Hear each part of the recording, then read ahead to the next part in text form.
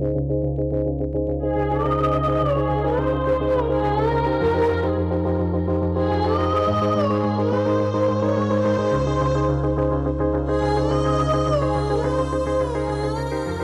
not touch your dials. Do not adjust your frequency. This is the Asset Capitalist Podcast. My name is Chris Sweeney, otherwise known as the Alchemist in this realm. And I am joined by I'm not really partner in crime.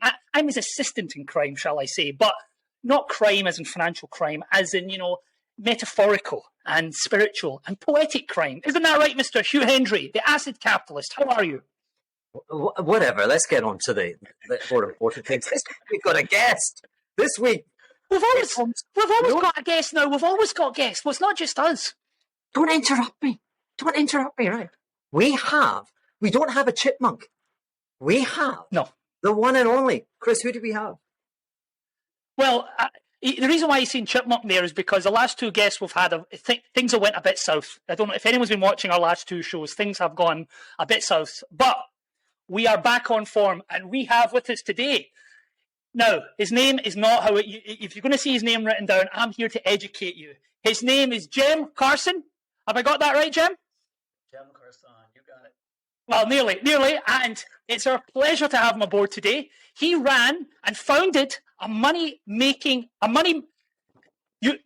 tell them. I'm not the financial guy. You tell them, Cem, you tell them. What did you do? To start with the business side, founded Precision Capital, one of the biggest market-making firms in the options index vol space from 2006 to 2010 during the Great Financial Crisis. We were 13% of the volume in the S&P 500 options among other equity vols. So that's kind of how I cut my teeth, but feels like ancient history these days. You're managing other people. Why? Why are you managing other people's money? And what? It's a good question. And it's a good question. So. Yeah, happy to dive. So, as I kind of alluded to at the beginning of the show, we were one of the biggest market makers in the equity vol space. But we did very well during the Great Financial Crisis, call it winning 9 out of 10 days. Now, when bid-ask spreads tighten, right, it becomes less about quantitative edge. So when bid-ask spreads wide and somebody comes in and wants to sell something here, whether or not you're willing to take that is a function of whether or not you can handle the risk, and you can quantitatively say, okay, I think this is a great opportunity. I'm willing to take this risk and offset it with, relative to the risk. You have a better mousetrap, better quantitative model. You can do quite well in those periods.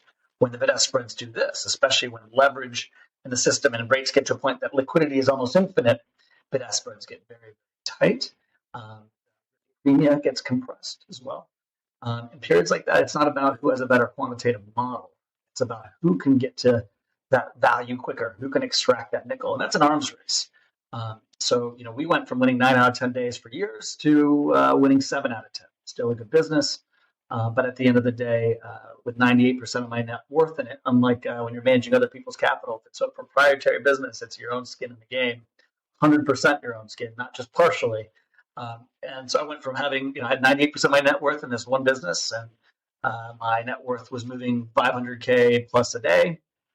And I chose, I had an interested buyer, and so I chose to, diversify my net worth, I guess I would say. And so why am I managing other people's money? That's the next question. So we have a great mousetrap on relative value volatility arbitrage. I started managing so I started my own family office. I started managing an internal strategy within that family office for many years, starting in 2011. Didn't have any co-investors, wasn't looking for co-investors. Had a good track record after some time, and eventually fell into a conversation over dinner with an entity I can't really mention here. That's a big entity with $20 billion or so, and they were looking for a long vol diversification to their portfolio. They knew my background. They saw what we had done in a relative value framework. We created a long vol strategy as a hedge, a $250 million allocation. Started there with a managed account, co-invested with my family office, and kind of went on from there. And eventually, the team grew, the strategy grew, the products grew, and now we have 3 external hedge funds. So it was a very natural progression. I didn't look to be an asset manager. I didn't seek it out. But this is I eat, sleep, and breathe this stuff. Love it, and have a great team. Love to wake up every morning and and build a better mousetrap. Okay. Chris, I can see your eyes. You're kind of like going like that, I was just wondering if you were going to send your CV in. Maybe you could join up, Hugh. No. Well, I was wondering. What, you guys, or you can join us? Yeah, well, I was wondering, like the guy with the 20 yards. But why does he never call me? Like they always, message. I'm retired. My mind is. Did you see what's he called? Cliff Asnet had a preposterous, free, like, how would you call that? Like commercial in the Financial Times, a commercial editorial like, "Hey, this is me. I'm Cliff. My performance has been, but he went on to make the great point with regard to long volatility and strategies which are designed ex ante to be diversifiers, that are designed not to have the S&P as the benchmark, that are designed with the certainty that they will underperform the benchmark of the S&P in a bull market." And of course, as I kind of said in my parting interview on Bloomberg back in 2017, the latent kind of earthquake risk within the global risk markets is the presumption of the negative correlation between the 10-year treasury and equity markets. And God forbid that ever breaks. And here we are in 2022, and boom. And as people look at their 60-40 and they look at hedge funds who are meant to have floors, but the floor seems a way off, your strategy comes to mind. And I was thinking, God, like, what? Hello, I mean, is this phone working? Oh no, it's not a phone. Maybe that's the problem. It's a microphone. There you go. Anyway. Yeah, but Hugh, you haven't told them that we come as a pair. If he employs you, I've got to come along as well. I come along for the ride. You know what I mean? So it's a kind of gift and a curse. You can't have one without both. Yeah, Hugh, I saw your parting interview on Bloomberg. I couldn't agree. And you were years ahead, kind of looking at this stuff. I've been for the last several years. We've been pounding the same story. We are very much in a spot here with inflation, which has been driven by the Fed. We could have gone on for another. It's been 40 years. We could have gone on for another 10 if it weren't for people in the system. There are human beings in the system, and at the end of the day, inequality was the cost of monetary policy. Otherwise, the Fed could solve two problems: price stability and the maximum employment forever. In a free market situation, natural selection, just raw and tooth and claw, let them devour each other. We could have done that forever, and you would have wanted to own equities forever at increasingly infinite multiples. The problem is there are human beings in the system, and their ideals, whether you agree with them or not, fairness and justice and liberty, these are not natural ideals that exist in nature, but they are real, and human beings see to it that they're real. And inequality could not go on forever. We started building about a decade ago. Here in the U.S., again, it's been international, but here in the U.S., we saw it with Occupy Wall Street in 2010, the Tea Party. And again, there's been plenty of examples globally of this over the last decades, but building. But it finally resulted in politicians realizing there was a benefit to potentially going the populist way, talking about it. Bernie Sanders, Donald Trump here in the U.S. are the same damn thing. They're populist in rhetoric. They saw the demand and magnet and pull of populism, and they went and sold them. At least they may not have given it to them, but they've sold them on that ideal. And guess what? COVID happened, a spark, and it led to with the right being left, led to a populist revolution by no other name, fiscal policy and order of magnitude bigger than ever. And guess what? Now we got a problem. We have a problem. We have inflation because you give money to people, you rebalance inequality, and that's expensive. That's expensive, and that's where we stand now. Interest rates are normalizing because of it, and once these cycles get going, there's an infinite number of knock-on effects which we can dive into. So Chris, do you know what these are? I got these today from Amazon. Ashwagandha and gummies. You know Oh, what is it dodgy? Is it dodgy? Is it like is it some sort of? I bought it on Amazon. It's crossed international borders. But I don't recall ordering it, but I think, when you see those like 10-year-old kids in Africa carrying like Kalashnikovs and they're chewing that green weed, that green plant rather. Yeah. Apparently it's focus and energy, mood and stress, and quality sleep. And it's like a red pill. I'm going, well, listen, genius. We're going to have to refocus on this show because, Jem, we'll do editing. I promise you, we will not speed you up. We won't do the chipmunk. We have a great admiration for your intellect. But we're going to have to kind of play a different game because you're doing monologues and it's, and then I do a monologue and then it's kind of boring. Right? Yeah. And like Chris doesn't have engagement. So we have to kind of try and, I get it. Like your intel, like you're processing a lot, but we've got to get it kind of concise. And I think there's a lot of things happening.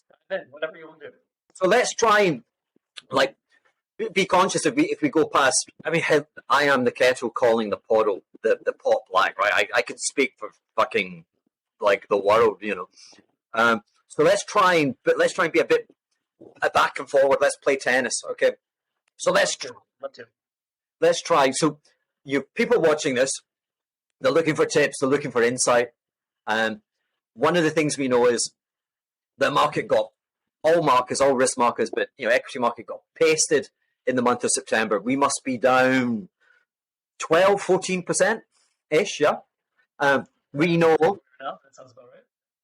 And we know that a ton of options that people have come in and they're institutionally, they're buying put options. They're trying to put floors to prevent them from having to sell their portfolios. And kind of historically, when you see a surge in protection, it's an indication. So what do you make it as a former market maker? And there you are as a long vol proponent. How are you reading the tea leaves right now, and how are you strategizing to make best? Yeah, so we talk a bit about, and I'll try and keep this short, but about a second move phenomenon. We've seen this here, which has been very confusing for a lot of people. Is we've seen the market down and vol down. Actually, if you just look at the VIX, you wouldn't really understand that. But on a fixed strike basis, the market's come down about 25%, call it, and the VIX has barely responded. And on a fixed strike basis, which means as you slide down the skew of these markets, that vol has actually collapsed. So that's fascinating. Yeah, has that ever happened? Has that ever happened? It has happened. Yeah, it has happened before, but not in as much of a secular decline. It happened in February 2016 for really the first time, and then again happened in late 2018 to a lesser extent, October, November, December 18. Okay, and then to the lay person, forgive me, but to the lay person, like so, Chris's question, which is me, which is you. So your question, Chris, is. Can you explain the human dimension in terms of traders? What are traders doing that creates that phenomenon? Absolutely. We talk about this quite a bit, but it's important. We had a record skew in the equity indexes going into this year. People skew. Chris doesn't understand skew. Downside options, put options relative to at the money or upside options. So Chris, that is that there's a desire to pay more. For downside, yeah. The skews. Where's this? People were hedging. In simple terms, people were hedging. Yeah. Buying puts to protect their portfolios. Before the decline happened. Yeah. Those options on the downside are traded a significant premium to the options at the money or call options. Which, when you say that, again, forgive me, but when you say that, which is to say that they're more expensive to buy.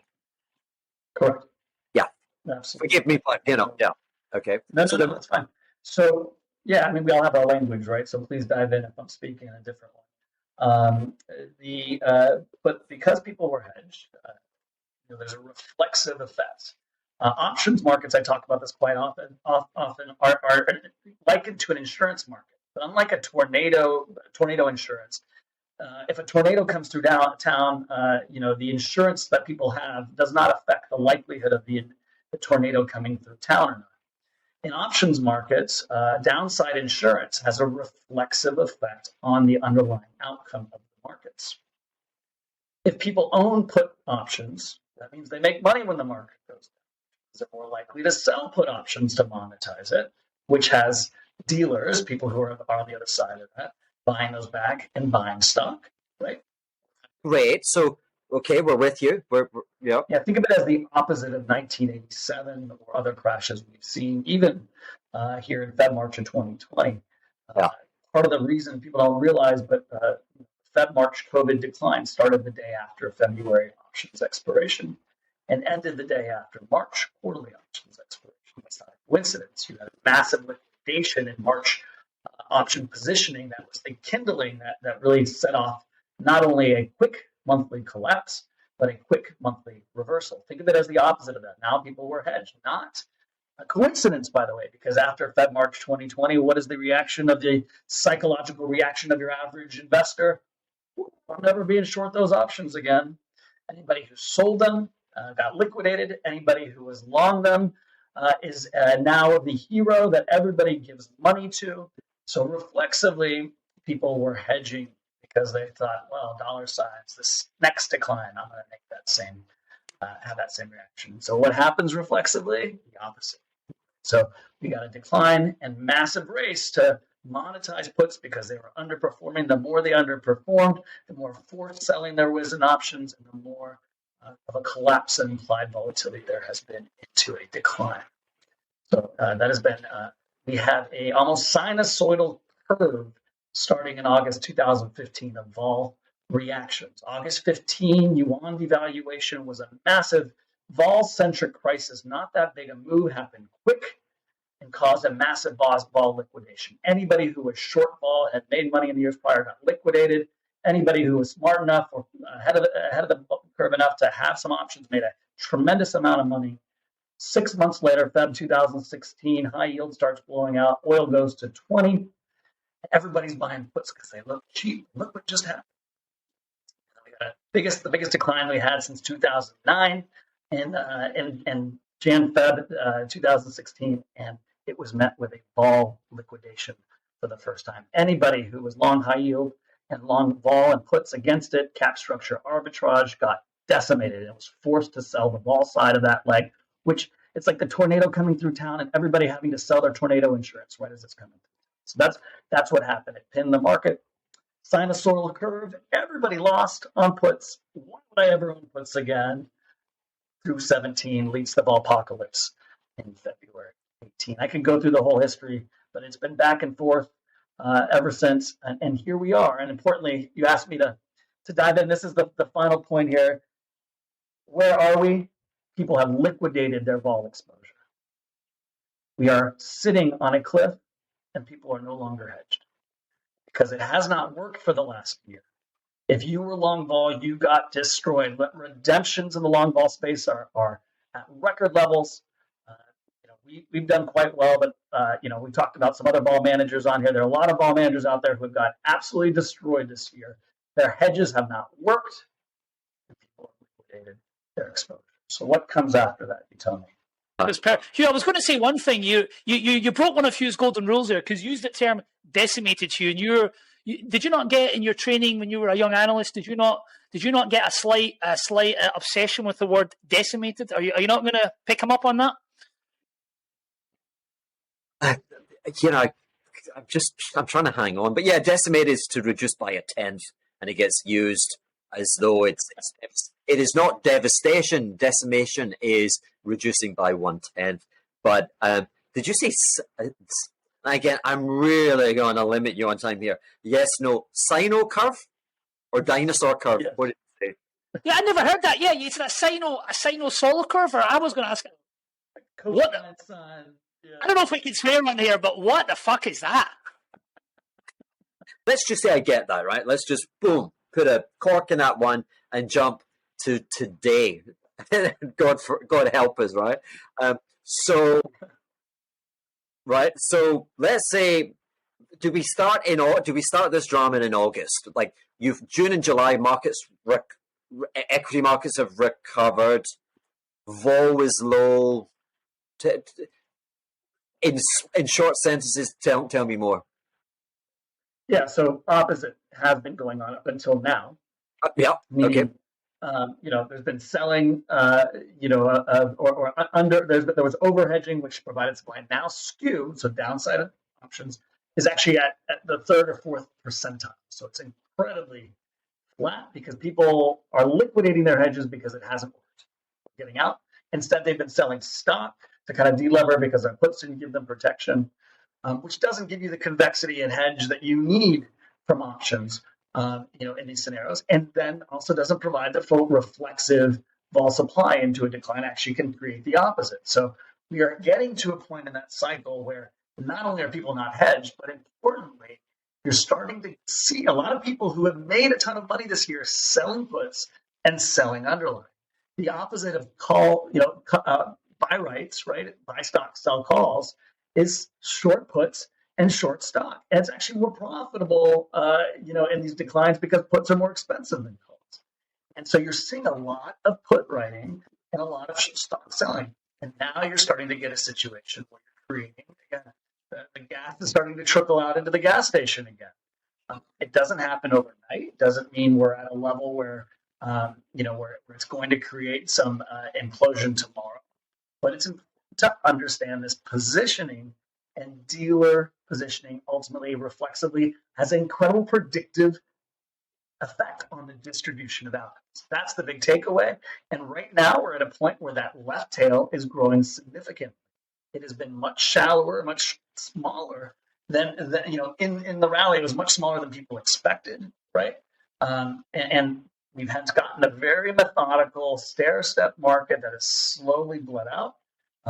That is unlikely to continue to be the case into the next year. Okay, so people who have made money, smart operators, you're saying, are now writing puts and selling stocks.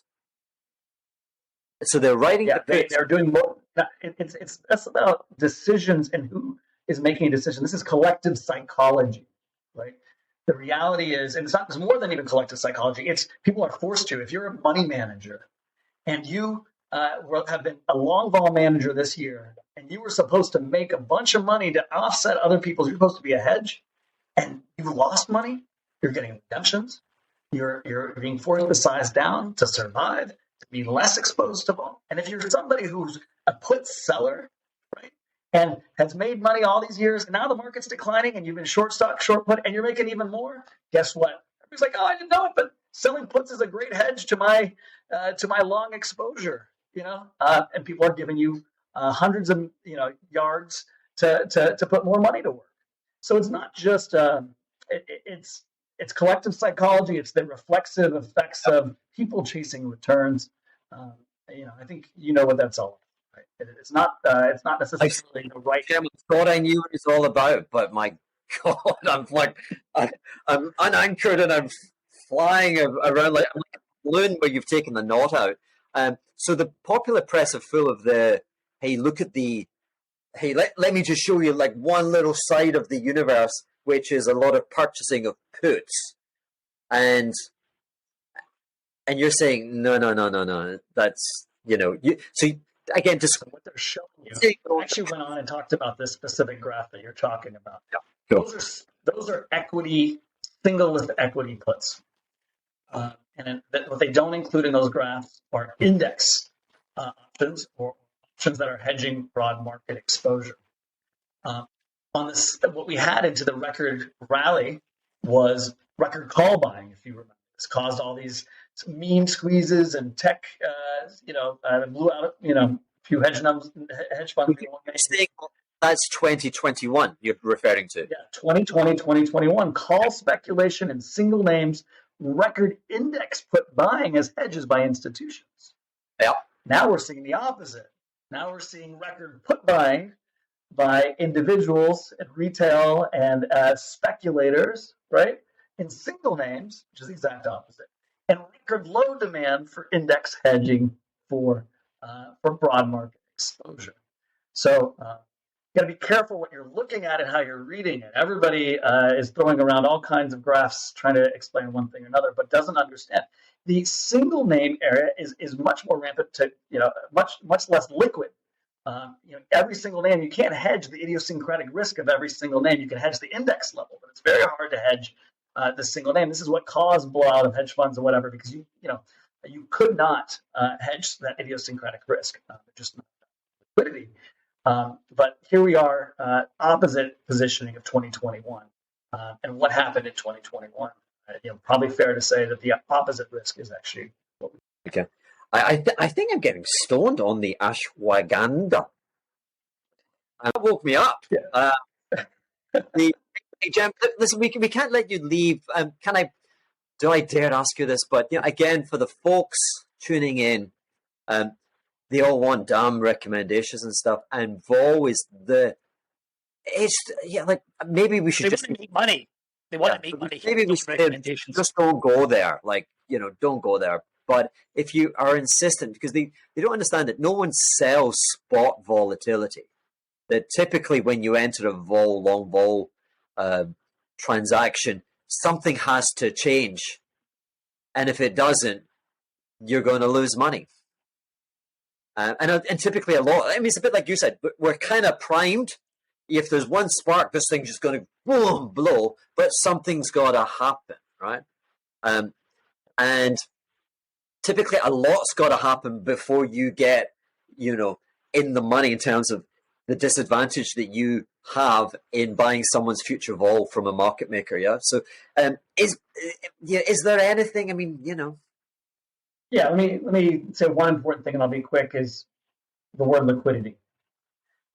We are getting to a world which is less and less liquid. The Fed is removing liquidity from the system. That should increase risk premium structurally because there's less liquidity to the market. It has not yet. Not in a meaningful way yet. That's an important word, yet. That liquidity, generally, the ignition points for that lack of liquidity is usually in the most illiquid spaces. So if you're looking for an opportunity, you go find the places that are the least liquid. And you go find a way to own the most convex bets in the most illiquid places. You can get out. But what if you're heavy on the St. Bart's property market? What would be your advice, Jim? Build a fence. Make sure nobody else can get in. You say that, okay? So, Jeff, I'm going to be climbing over that fence. When I get there. You tell me, right?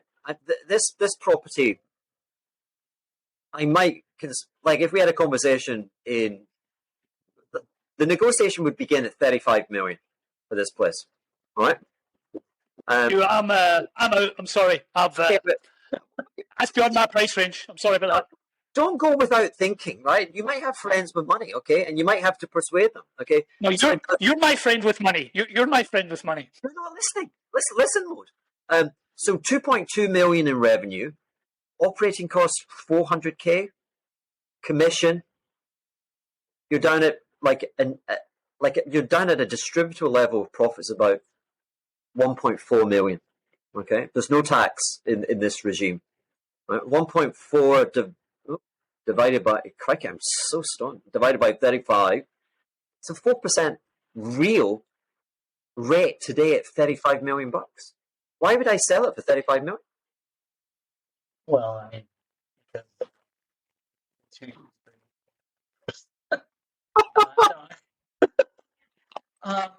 mean, look, I don't think the person that's going to buy that from you is doing it for yield.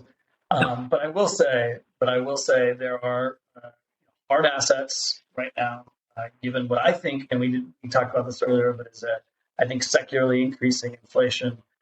Anything with cash flow that's a hard asset is a pretty good place to hide out. If you can enjoy St. Bart's in the meantime, it doesn't sound like a positive carry. it's a new asset class. It's a sexy asset with carry in this. And again, finally, I got some clarity there. The like tail, how expensive are tails? Like if you wanted to be, I like you say, there's where short term meets long term, and when we talk about inflation, I just think there's a short term which could be 3 years or whatever, where the deleveraging becomes deflationary again, profound, more depressionary, but will expose the political underbelly of the Fed, and you'll be back to them trying to do anything to, like Samson, to hold asset prices up. Okay, so one curiosity of mine is like the 10-year yielding less than 1% over the course of the next, let's say, 18 months.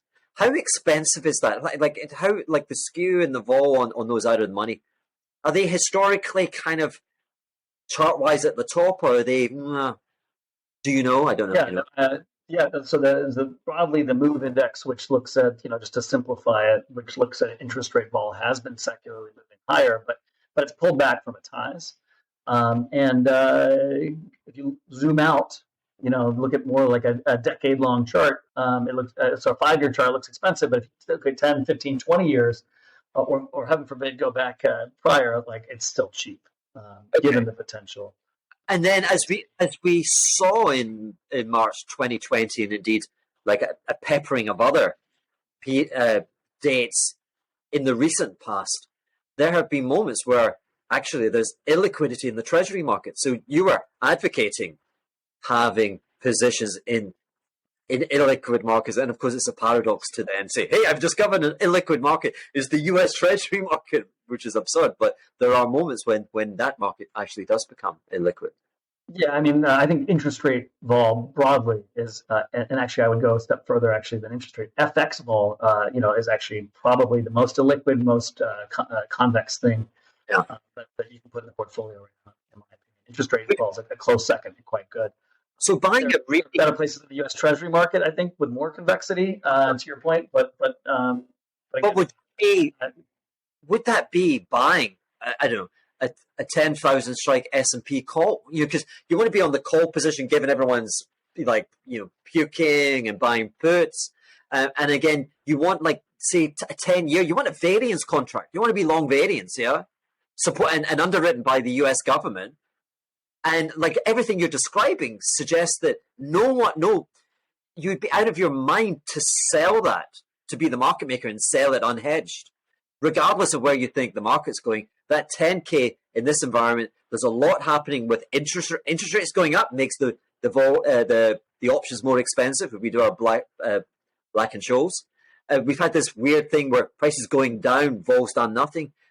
Heavens, if it flips and prices kind of go up, vol might explode. Have you investigated that? Do you have no? Yes, absolutely. I mean, calls are, I think again, given the inflationary outlook, we actually have a newsletter coming out. Our quarterly newsletter is going to talk about vol and the connection with inflation, which I think is something that's not well understood at all, because we haven't had options. We didn't have options the last time we had inflation. So there's no market data, really, literally no market data on implied vol since we've had inflation. But to your point, when you start looking at nominal assets like the S&P 500, right, there's a dampening effect to the downside of inflation, right? Interestingly, that actually gives a bit more weight to calls, right? This is why the right tail matters, but yet markets structurally still have a skew to the left side. There you go. So there's a real opportunity there when you look at inflation and vol. That said, if you look at the historic data, just realized vol, 68 to 82, the last time we had real inflation, the market went nowhere for 14 years. It went down 45%. It rallied 70%, but the market net in nominal terms went nowhere. So long-term vol actually, ironically, can be quite compressed by inflation for nominal products. That said, the market lost 70% of its value during that time in real time. So you need to go look at the from the real perspective. That's why interest rate vol is so interesting. But Cem, but also in that analysis, the thought struck me that what do we say? Is it 68 to 82? What's the starting point? 68 or 60? 68 Yeah, to 82? it's a random period to choose, kind of. You can start at 67 to 80. I recognize it. But it was a period, it was the end of the great deleveraging from 1930. Your debt to GDP was like 1 to 1.5, right? There's no way that's going to happen again when you're coming from 5x debt to GDP to God knows where we're going to end up. And I think, again, that's another argument in favor of that right-hand side, right tail. Yep. Yeah, no, I think this is a point we're going to broadly agree on. The Fed has created, there have been 5 times where the Fed has driven, and broadly in the U.S., unemployment greater than 9%. 5. One of them was COVID. Okay, it wasn't driven by the Fed. The other 4 are driven by the Fed. 2 of them were responses to excess inflation, them having to raise rates. 2 of them were responses to bubbles and trying to reduce leverage. We have never been in a situation where the Fed has had to raise rates in response to both at the same time. So we are, as I mentioned, kind of in this leptocurtic, incredibly volatile situation where you could very well get inflation and deflation kind of at the same time in different types of ways. And so, I still think so in my head, you're going to get deflation. And I always believe it's like the camel must pass through the eye of the needle, that communist nonsense really from the Bible. But by getting the deflation, again, you get further revolution in the risk-taking lunacy of the lack of wisdom with central banks. And that's the final impulse for Europe, where you light the gasoline and boom, this thing just lights up. And at that point, I want to be on that right tail. Jesus, I'm waking up. I'm throwing the away, and I'm tail. This is kicking in the more we agree. So, I listen. I think I agree with you. The only real response to this is kind of a debt jubilee. It is some right tail eventually, in my opinion. Right tail. A lot of people are really, really worried about the left tail. But I think the structural effect is secular inflation. And in the midst of that, we have a bit of a cyclical deflationary response. But exactly. A lot of people have missed that right tail. It's like a bow and arrow where we got to use this great fear of where legitimate fear, right? And so we're taking the string or whatever, and the tension. This is the left tail. This thing's going to buckle, right? And it's going to buckle. All good together. Here we go. Yeah. This is the mark. You can put this out there when it starts. So this is exactly. The right tail. And the manifestation of that tension is things will start. Things are breaking. There's going to be dominoes. This thing's really going to break because we will call on the damn Fed. We will knock on your door. Is it down 30%? Is it down 40? Is it down 50? Is it down 60? Is it down 70? When you will intervene. And when they intervene, we get ready, my Bowmen. When the tension is at its max in terms of that left tail, boom, and boom, we go into the world of the right tail. That is the best ending ever. Thank you so much, Jim. So Chris, I don't want to. So I think. Oh no. Yeah, that was there was. I mean, even you don't like the Greek alphabet because you once told me that when you got to a point in your hedge fund and people were coming up to you talking about the Greek alphabet, you decided to just kind of walk away from them. There was a lot of Greek alphabet there, very interesting, but it was deep. I mean, I need to listen back to that again to really get my theory going. Chris? What is the only use of omega? Is it a watch? Is there some joke here about a watch coming? Damn book! You just so wasted it, and it's your life. What our book? Yeah, like can't believe you. Wake up! I don't know. The only omega I recognize is the omega on my wrist. Damn it! All right, okay. Was that our? I think we combined that. Most of them got that joke between the two of us. I'm not sure who came up with that or who created it or who added to it. See, but I can't remember who came up with it. I got it. I did get it. I got it. I knew what you were talking about. I never made that shit. That was your words. Well, okay, fair enough. What's on my camera? Let's wrap. Do your wrap. Well, I was going to ask you before you go. Can we? There's a lot of t-shirts, Hugh. Well, your t-shirt's great. Well, Tell us where you get that. Where did you purchase that? I purchased that on the hallowed streets of Portobello Road. £20. Sterling is cheap, people. Don't believe the hype. Don't believe what you read in newspapers from El Rian and Summers and God knows all these idiots. Anyway, buying sterling here, however, is like licking the honey on the razor's edge.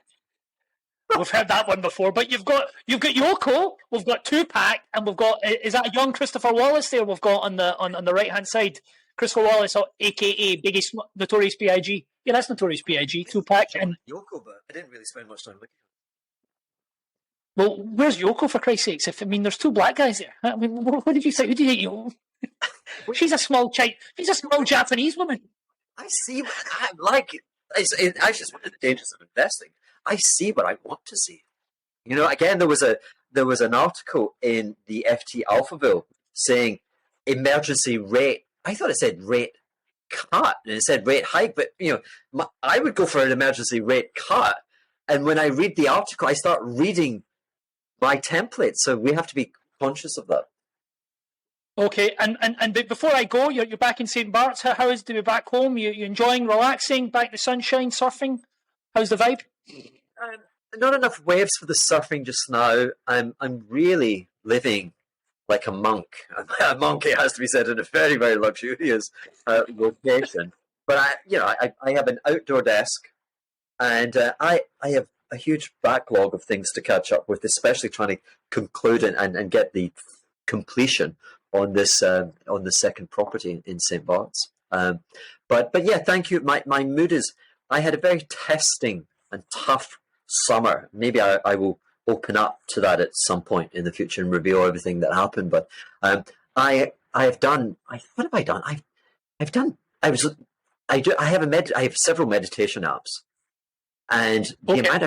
the amount of time I've devoted to meditation in the last 3 months it's literally days. Cumulatively, it's days, and I find my mind is calming, and I'm beginning to understand that the Tibetan what I'm like a Tibetan monk. What is their whole thing? Their theories of life and stuff. And it can make reincarnation and all that kind of stuff. No, they're not quite into reincarnation. Is that not one of their big things? No, with like the Dalai Lama. Am I? People always curious about my reading list, and I have to say that, of course, perhaps owing to circumstance, but the book that is inspired, like just creating so much that I want to put. It's Tibetan spiritual stuff, and it's finding a home in my financial tweets, which is quite a. It shows.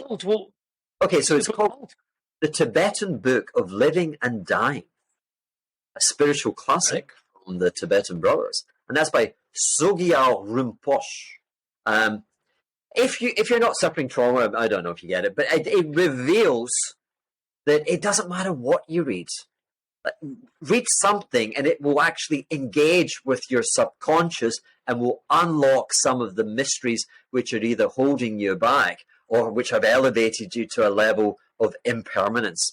I hope maybe when we start doing these shows, and it's just you and I again, I would like to do a little bit of a show dedicated to what I have learned in terms of being an investor from the Book of Living and Dying.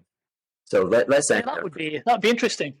Absolutely. Well, thank you, people. We've had another great week. Hugh's back in his spiritual home. I am still in London. You've been wherever you've been, and we will see you next week. Take care. We love you.